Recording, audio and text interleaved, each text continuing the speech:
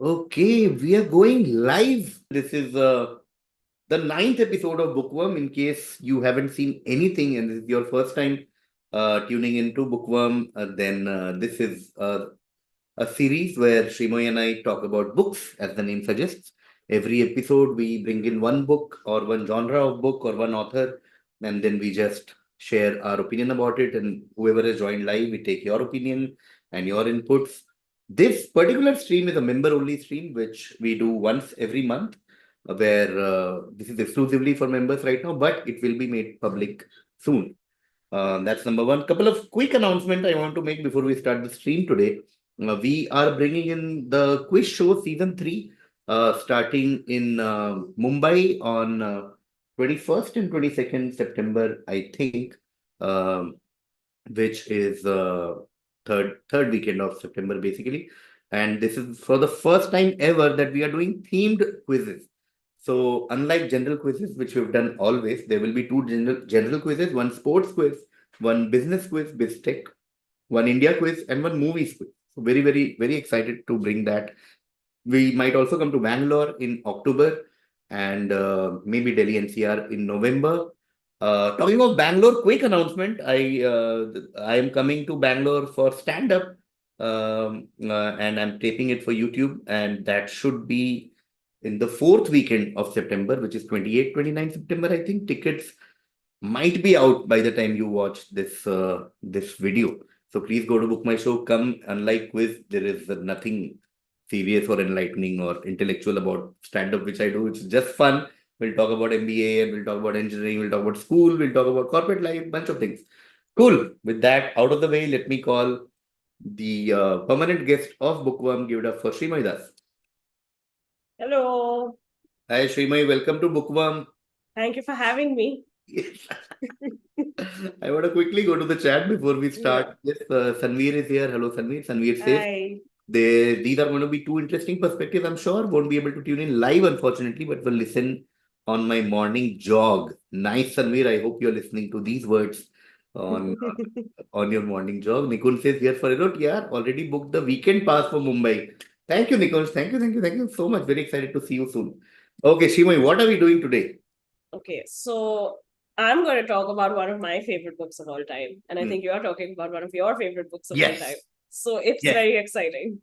Yes, let's do it. I realized I didn't even remember if we had done LOTR. So I checked with Srimay 2, 3 days back, saying, have we done LOTR? And she was like, no. I'm like, oh my God, let's do LOTR.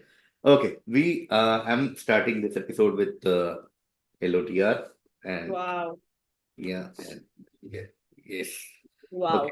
People who are listening to this on their jog or walk or driving, I'm just Basically, showing, Sanveer. showing the books on the stream. I was just telling Shimai before the stream that there is so much to talk about LOTR, but I've tried to make some pointers to make it more streamlined. Okay, so I'm starting now. I'm opening my notes.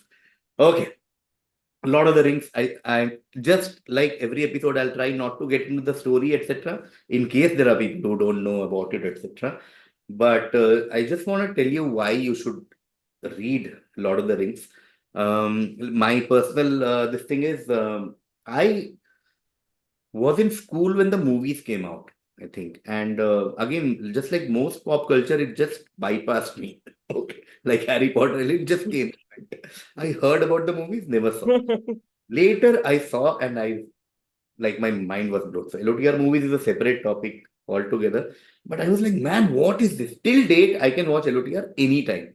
Okay. And then a good friend of mine, Shaman, who, if you guys are watching Buzzing with Quizzing, Shaman is one of the major contributors of that series. And he said, Yaar, tune LOTR kaise nahi padhi? He just couldn't believe it. Like, you have to read, you have to read, you have to read. I was like, okay, I'll start reading. So then I think I got Kindle, whatever, around whenever it came. And then I started reading it. Now I'm rereading it. And it is without doubt one of the most fascinating experiences as a reader. Like I just realized I started rereading Fellowship. Just the prologue is so good. You know, sometimes on internet you see these memes where like, is actor ka ye is more than whole career of this Yeah. actor kind of Yeah. a template. And I realized that just the prologue is way better than many books that you will. Books. Yeah. Yes. So now I'm going to talk about LOTR.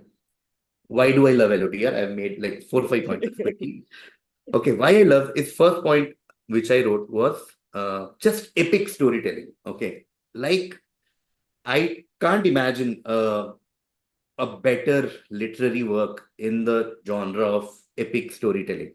Like this is masterclass. This is the benchmark. Like everything else that you've read after this is, I'm sure, in a way inspired from Inspired. Yeah. this series, right? Like it is, the narrative is so complex yet written so well. There are multiple characters. The history is so rich. The themes are so great. Once you read, you genuinely immerse yourself in that world. Like you Yeah. are like, man, what is this? You enter Middle Earth when you start Yeah. reading LOTR. So first point was just epic storytelling. Second is world building. I again can't think of a book that builds the world, and for good reason. Like Hmm. J.R.R. Tolkien spent years and years Years and years working on this. Yeah. to build the story, and like like everything from he took more than a decade to just figure out the languages, the map, the character, everything. Like he built one whole universe. Yeah. So, and that is why the book is so much, so detailed, so much of depth. Like just prologue had one whole para on what they smoke, I think, which is like a two-page this thing, which is so it's called Concerning Pipe Weed. Mm. Okay. There's 1.5 page of just that, and it's so good. So yeah, things like that. Third, which I always say whenever I talk about any book, is the timeless themes that these Yeah. great books have. And LOTR has such timeless themes like friendship, courage, sacrifice, the quintessential struggle between good and evil. And that is why I think it resonates through like across generations and is relevant anytime, any year, etc. My fourth point was just complex characters. Every character in LOTR has an arc. Like, of course, there are some of the major characters like Frodo and Aragorn, etc. But every you pick just one character, and that character can be the protagonist of LOTR. It's like that, I feel. Whether it's Smeagol, etc. So characters are so multidimensional, each with their own strength, own flaws, own growth arc. And from, like, if you see Frodo's journey from the Shire to the Mordor, you have Aragorn's journey to kingship. You have so many of these journeys, so which I absolutely admire. Then of course the legacy. I don't think many books can claim the legacy that LOTR can, from literature, film, pop culture, and you have so many trivia around LOTR which keep coming in quizzing also. Beatles wanted to make LOTR. To now they have a show on Amazon Prime called Rings of Power.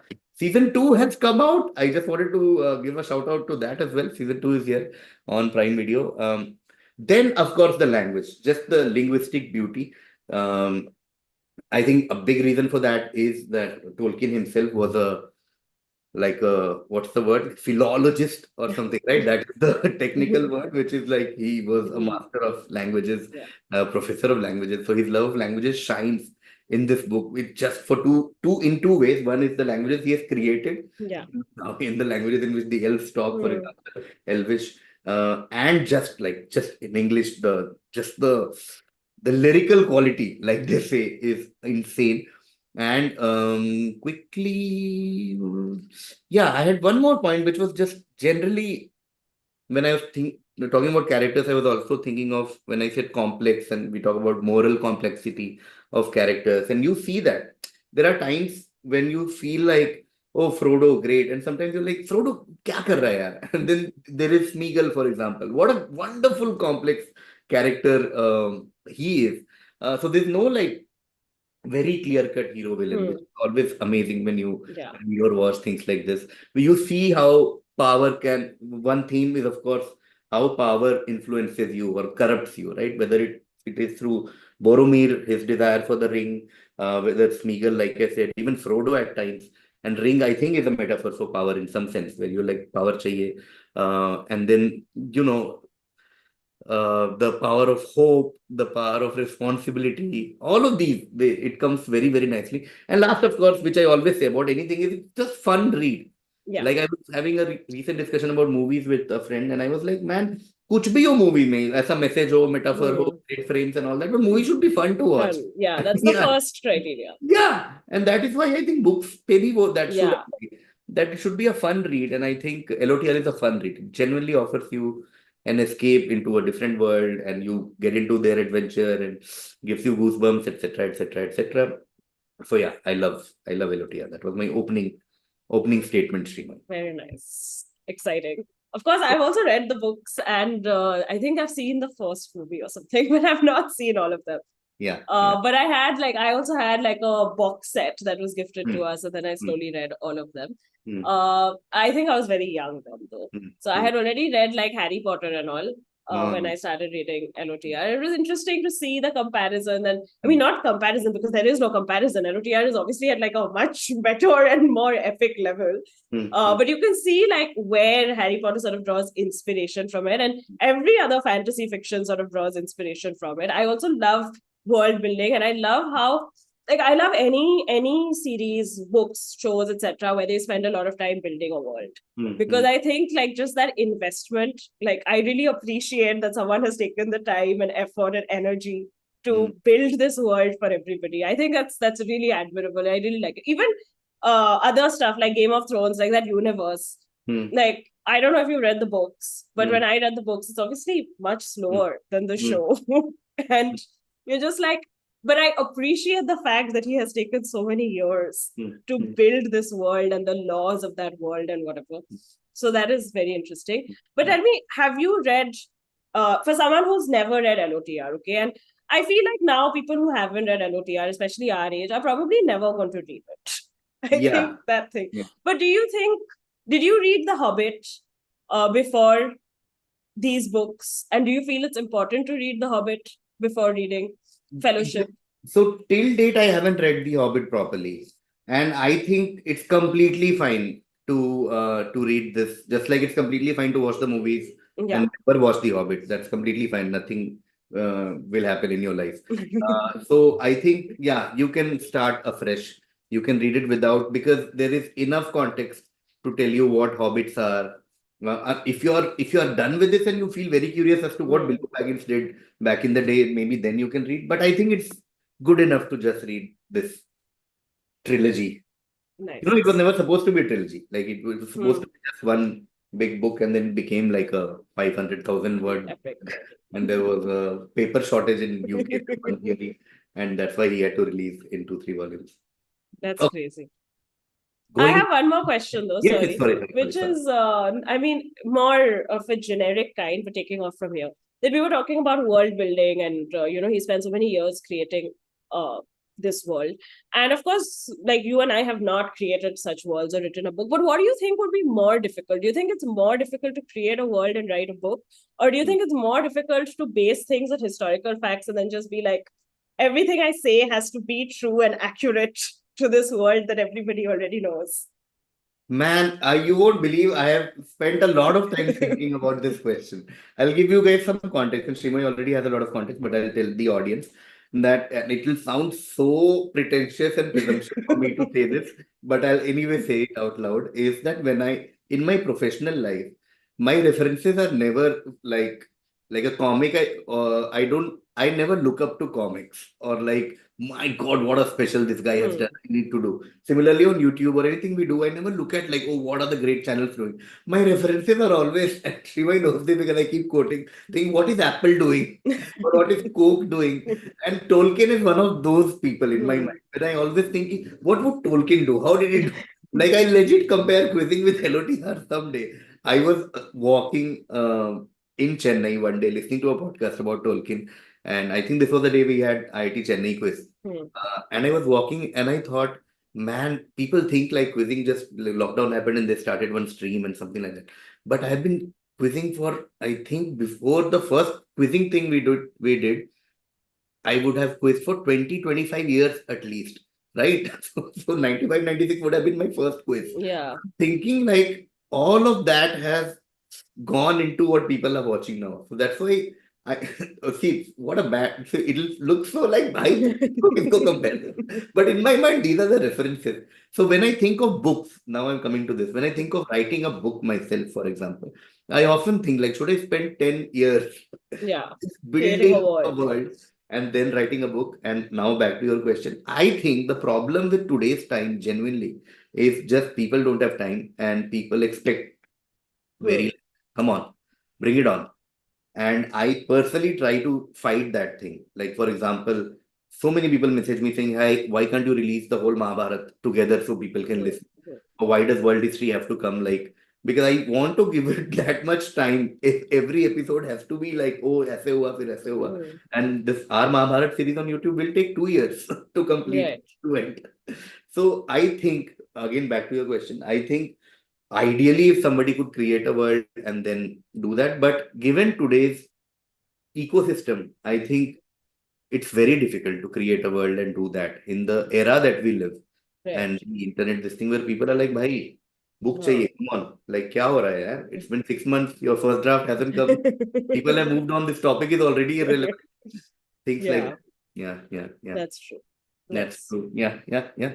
Okay, quickly to the chat before I have a couple of other points on LOTR, but we'll see later. Nikun says, for me, LOTR is the best book in the fantasy genre. Maybe my all-time favorite book, irrespective of genre. Maybe, yeah, Yeah. yeah, yeah. LOTR standalone is still readable without reading The Hobbit, says Nikun. Yeah, we agree on that. The sheer amount of world building done, different languages he made is outstanding and astounding. That is correct. The related books in the series are also awesome. Yeah, yeah. Just FYI, my first ever correct answer in quizzing with members was a question on LOTR, says Nikunj. Nice, so nice, so nice. Yeah, I realized we had once made a question on Minas Tirith.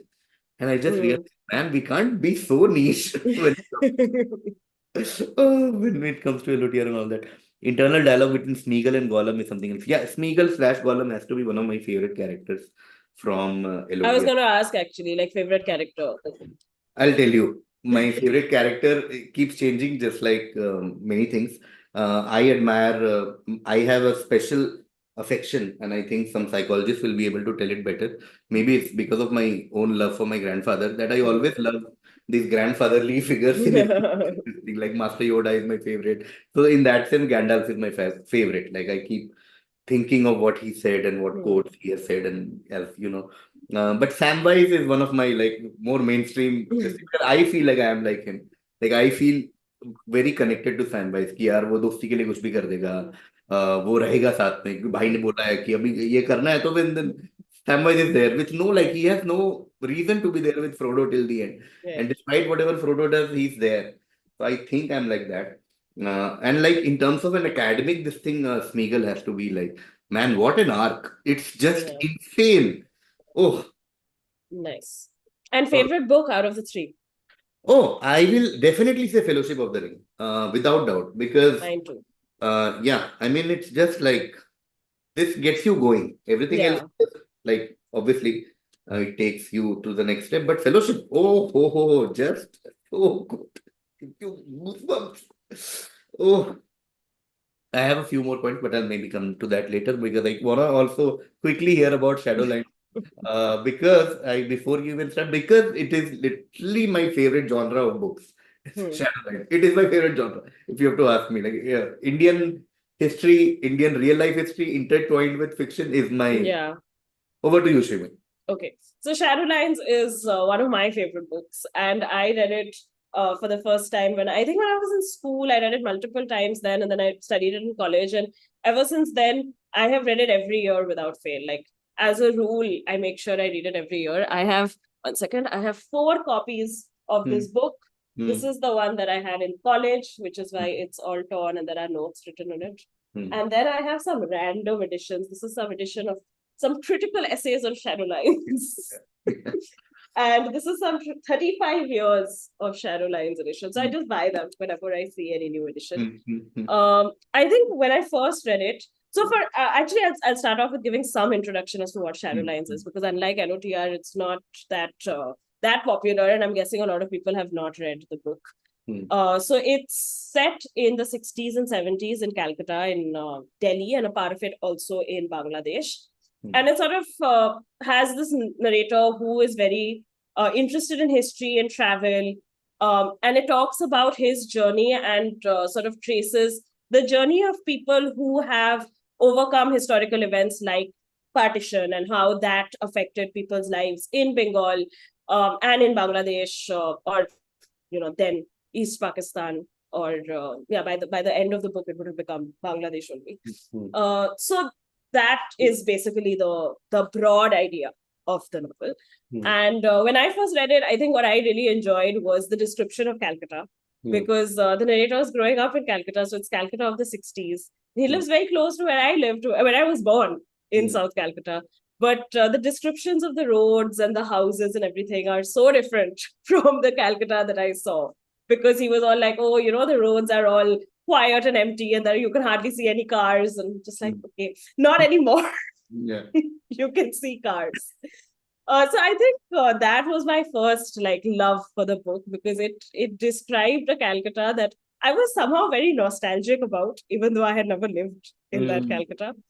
And then obviously, as I grew older and I read it again and again, I was fascinated by the couple of things that, again, I have written down. One is this idea of history, how these big events like partition or communal riots or things like that, how that affects people's lives, like people's daily lives.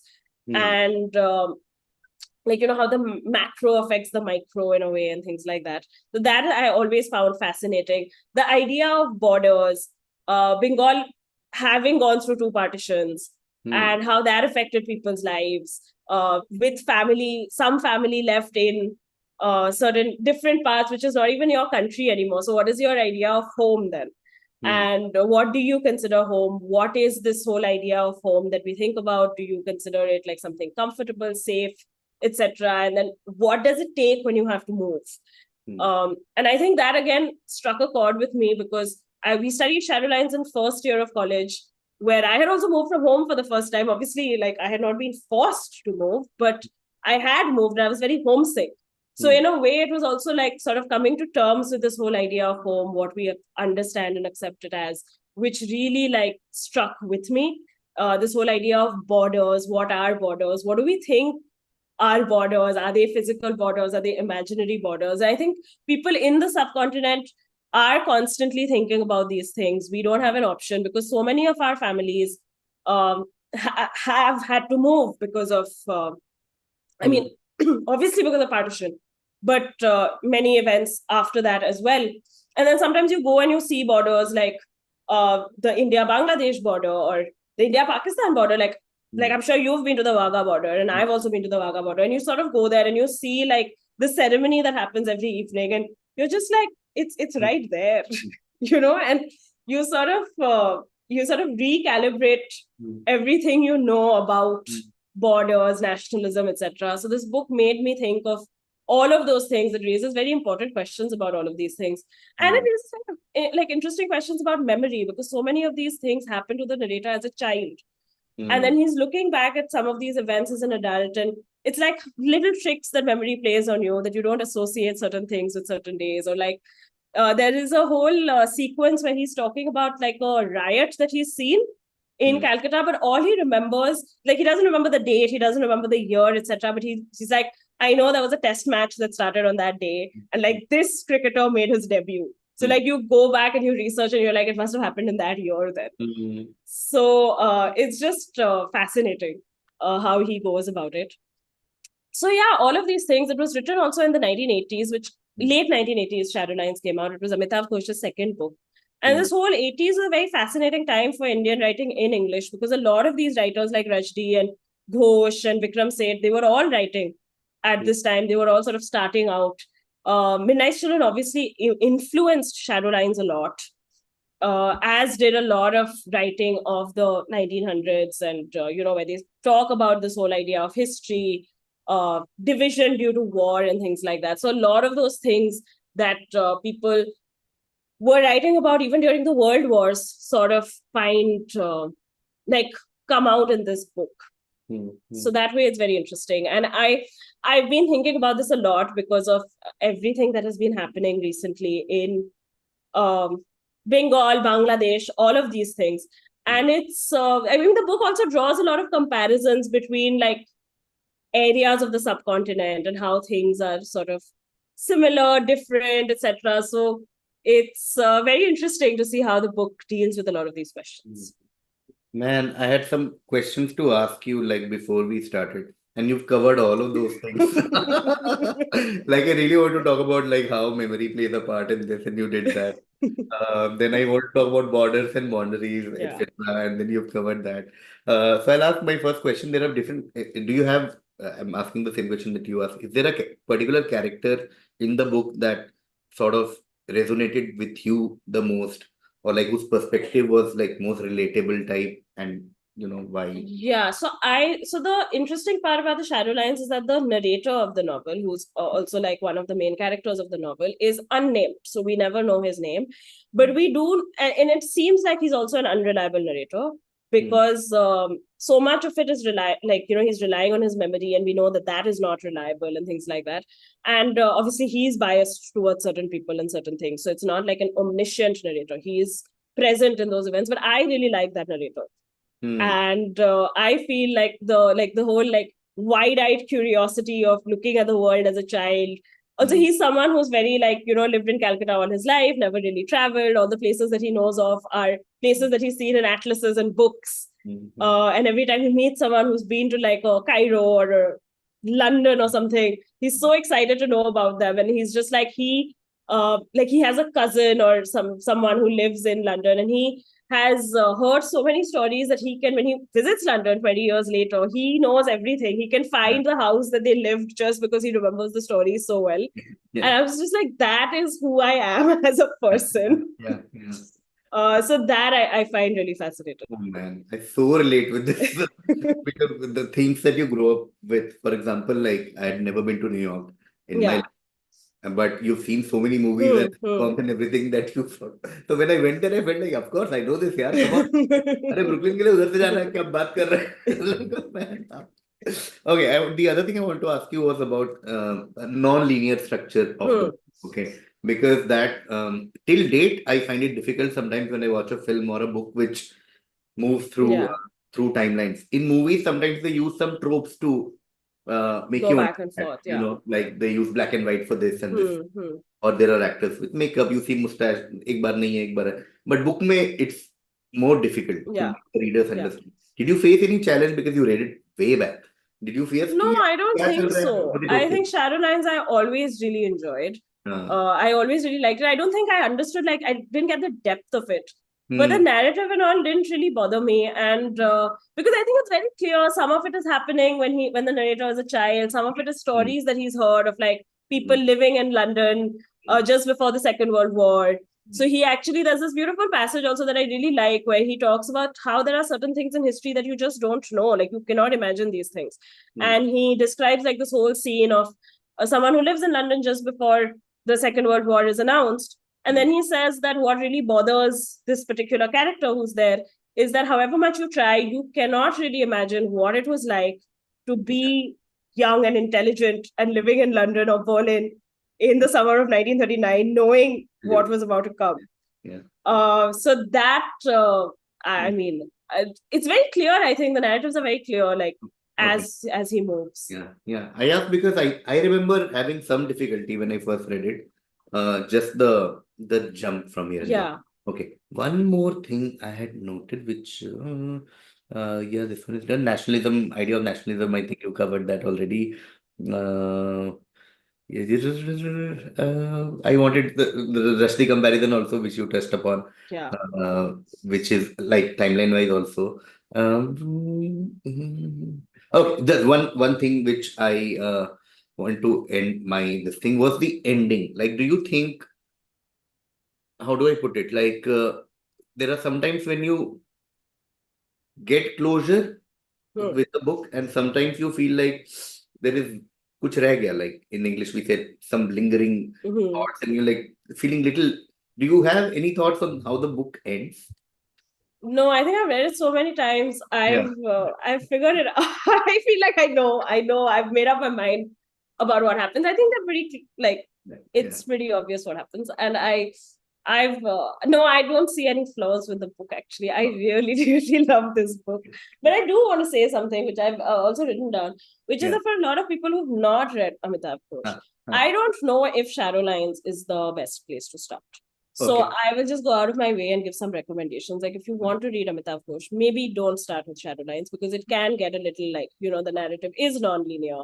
They Hmm. are moving timelines. The narrator can be sort of weird also. So Hmm. I think the places to start with Amitav Ghosh would be The Hungry Tide, uh, Ah. which he wrote much later. He wrote in, I think, the early 2000s. Hmm. And that's set in the Sundarbans. Yeah. Very, Hmm. very, a very interesting, engaging read. You don't really have to work too hard to understand it. And also The Glass Palace, Hmm. which again uh, sort of talks about the king of Burma who was exiled to India. And Yes. yeah, like in Ratnagiri. Yeah. Ratnagiri. I Yeah. really want to go. I've never been. Yeah, Like same. When you it's on started my Glass bucket Palace, list. moment you said Glass Palace, I was like, man, this is pending for so many years. Yeah, it's on Now my I live bucket in list. Bombay. Even this year, when we were looking at like the last trip that I did, Yeah. I was like, listen, let's go to Ratnagiri, and then Yeah. we didn't go. Yeah. I've been meaning to see. Oh man. Yeah. Okay. Okay. Yeah. Okay. Okay. Cool. Cool. Cool. Shima, I'll just go to the chat once Yeah. and see if there's something and something else if we have missed. Uh, okay. 1 second. Just refreshing chat. Okay. Nikun says Gandalf is what we hope Dumbledore would be. Okay. Another comparison Yeah. between the two thing. For me, it's the Two Towers, Nikun's favorite.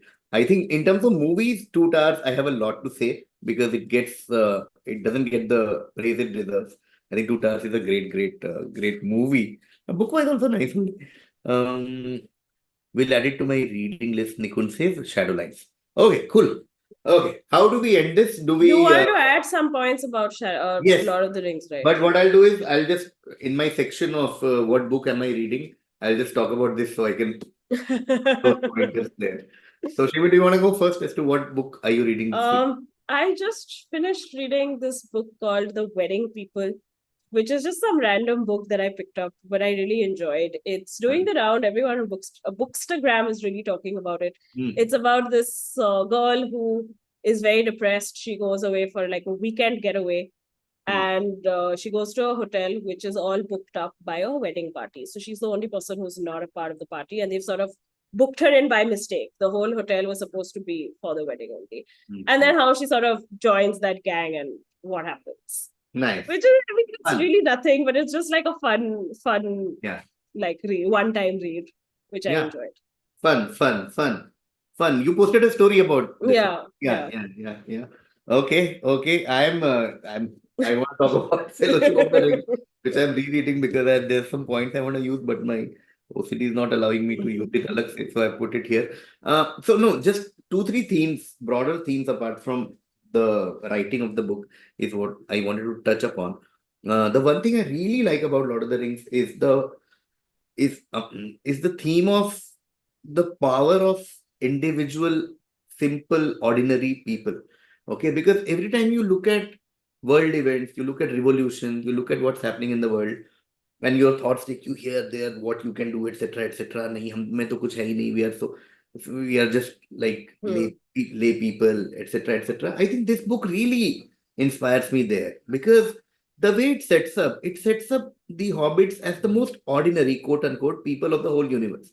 They Yeah, have no like special power, but they are the heroes of the. So I love how Tolkien uses this theme of power of ordinary individuals. That's one yeah, of the most inspiring aspects for me in terms of LOTR because all the hobbits have is strength and courage. That's all. yeah, So they're so like physically so short. There's no like they can't ride horses, they can't fight, nothing. But just through like, and that makes you think that the strength and courage of ordinary people is what has defined history throughout. hmm. There are of Hmm. course some great leaders and innovators and everyone who has come. But I think end of the day, this is what defines the world for me. Yeah, Like Frodo, Sam, all the other hobbits, literally smallest people can change the world. Okay, is one point I really wanted to make when it comes to LOTR. The other thing which I touched upon, but I'll underline, is the importance of hope. Hmm. As an individual, I think that really drives. It's one of my driving forces in life. I'm always hopeful. Like I'm always like something will happen, and anything from like the Shawshank Redemption to Lord of the Rings, anything that gives you the feeling that even in the darkest moments, remember there is hope. And this is what LOTR does again and again throughout the book, Yeah. which I really, really, really like again. Mm. And just one more point I wanted to add, which is which I've not touched upon. So I'll just see hope in ordinary individual, friendship and loyalty. I touched upon that because I love Sam, Yeah. but you also see their equation every time. Yeah, like the whole equation between Frodo, Sam, Aragorn, Legolas, Mm. Gimli. You see there is the recurring running theme of friendship, loyalty, mutual support, how people come together, do things, all of those things. And yeah, I just want to end on the thing about endurance of goodness. Anything, whether it's the Mahabharata, whether it's Harry Potter, whether it's LOTR, I think after strength, courage, hope, everything, in the end, the good will endure. Yeah. Right? I'm not even saying win or lose. I'm just saying endure. Goodness will not go, no Yeah. matter how Yeah. powerful the opposition seems. You'll know ki, bhai, there will be some goodness there always. And that is a driving force for Yeah. me when it comes to LOTR. Yeah, it's like all epics are basically the same. Yes, They're all saying the exactly. same thing. But I Yeah, do want to touch upon what you said earlier about the fact that, ordinary people having the strength and courage to, do the grandest of things, whatever. I think that's interesting that you said it because of the timeline when LOTR was being written and being conceived of in Tolkien's mind, because we also know that that was the 30s and 40s in London, I mean, in Britain. So Mm. the impact of the war, and we know that the war did influence like his thoughts and writing, Yeah, etc. yeah, yeah. So all of that also coming out in the book. 100%. 100%. Because interesting that you touched upon this because I totally forgotten this war, this thing, because um, the whole idea actually started from his experiences during the First World War, right? Hmm. His friends went to the First World War. They started dying. He had this close group of friends, and they are going to the war and they are literally dying. And then they're going one by one, and that sort of impacted him so much that also inspired the whole fellowship thing, where Hmm. एक एक करके लोग जा रहे हैं. And then through in between the two wars, and then a bigger war comes in your life. Yeah. You're like, भाई क्या चल रहा है यार? Oh man, oh man, Yeah. yeah, yeah, yeah. But goodness endured even everything is what I was trying to. Okay, cool. Nice. On that note, late here just to say hi, says Fuzel. Fuzel, we caught you right in the nick of the time to say hi back from both Shrimoy and I, Yeah, and see Hazel. you in Bangalore quiz shows in October. Anything else, Shrimoy? No, I think we're good. Okay, shout out to everyone who is listening to this and reading books in today's times. I was talking to a publisher very recently, and her whole grudge was going, nobody reads books. And I was like, no, there are goodness will it. So people who read books, shout out to them, and please check out Fellowship of the Ring and Shadowlands. And yeah, please watch the other stuff that we have on this channel. Please follow us on Instagram for daily questions and follow Weekly on Goodreads for more book recommendations. That's it. I think we will end the stream now. Thank Thank you you. very much. Bye. Thank you. Thank you. Thank you. Thank you.